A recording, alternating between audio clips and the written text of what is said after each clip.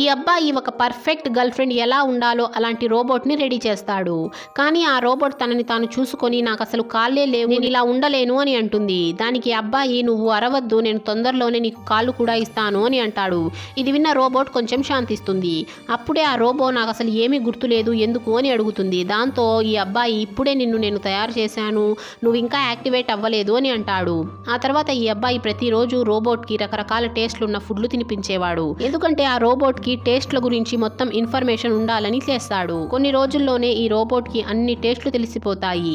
మెల్లిమెల్లిగా ఈ robots game కూడా ఆడడం స్టార్ట్ చేస్తుంది. ఇప్పుడు ఈ రోబోకి మిగిలిన 2 రోబోట్స్ తో పరిచయం చేయాల్సి ఉంటుంది. ఇతను నెంబర్ 1 మరియు నెంబర్ 2 రోబోట్ ని పిలిపిస్తాడు. నెంబర్ 1 రోబోట్ ఈ అమ్మాయి రోబోట్ దగ్గరికి రాగానే ఆమె షేక్ హ్యాండ్ ఇవ్వాలని చూస్తే నెంబర్ 1 రోబోట్ కి అసలు చేతులే ఉండవు. ఇది చూసిన ఈ అమ్మాయి రోబోట్ చాలా బాధపడుతుంది. ఆ తర్వాత నెంబర్ 2 రోబోట్ రాగానే ఈ ఆడ రోబోట్ కి దాన్ని చూడగానే ఏదో తేడాగా అనిపిస్తుంది.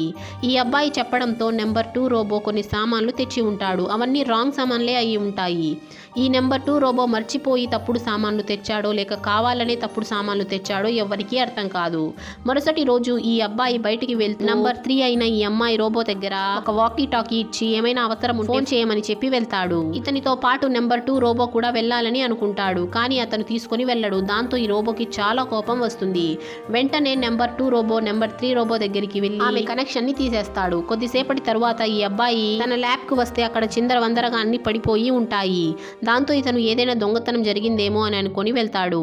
ఇతను లోపలికి వెళ్తే అన్ని సామాన్లు అక్కడే ఉంటాయి. కానీ తను రెడీ చేసిన నంబర్ 3 రోబోట్ ఉండదు. ఈ అబ్బాయి అడివంతా వెతికినా కూడా నంబర్ 3 రోబోట్ దొరకదు. మరోవైపు నంబర్ 1 రోబోట్ వర్షంలో రోడ్డుపై నిలబడి నెంబర్ 3 రోబోట్ వస్తుందేమో అని చెప్పి వెయిట్ చేస్తూ ఉంటాడు. దాంతో ఈ అబ్బాయి ల్యాబ్ కి వెళ్లి నెంబర్ 2 రోబోట్ పైన చాలా కోప్పడతాడు. అప్పుడే ఇతను డోర్ తెరవగా నెంబర్ 3 రోబోట్ ఇతని పైన పడుతుంది. యాక్చువల్లీ నెంబర్ 2 రోబోట్ కోపంతో ఆ రోబోట్ ని కబోర్డ్ లో దాచేసి ఉంటాడు. Please subscribe.